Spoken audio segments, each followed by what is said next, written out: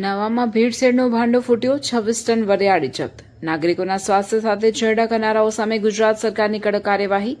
મહેસાણાના ઉનાવા અને ઊંઝામાં food and drugs વિભાગે દરોડા પાડી કેમિકલ કલરવાળી ભેળસેળયુક્ત વરિયાળીનો મોટો જથ્થો ઝડપી પાડ્યો છે.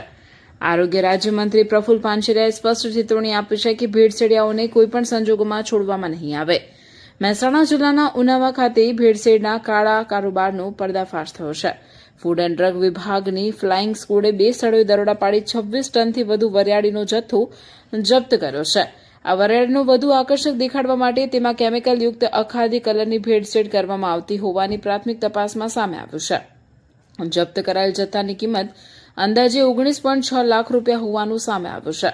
દરોડા દરમિયાન ગોડાઉન અને પેઢી પાસે જરૂરી ફૂડ સેફટી લાયસન્સ પણ ન હોવાનું બહાર આવ્યું છે.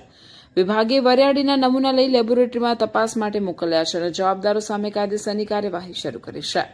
આરોગ્ય રાજ્યમંત્રી પ્રફુલ પાનછેરિયાએ ચેતવણી આપી છે કે લોકોના આરોગ્ય સાથે રમત કરનાર ભેળસેળિયાઓ સામે આગામી દિવસોમાં પણ કડક કાર્યવાહી ચાલુ રહેશે.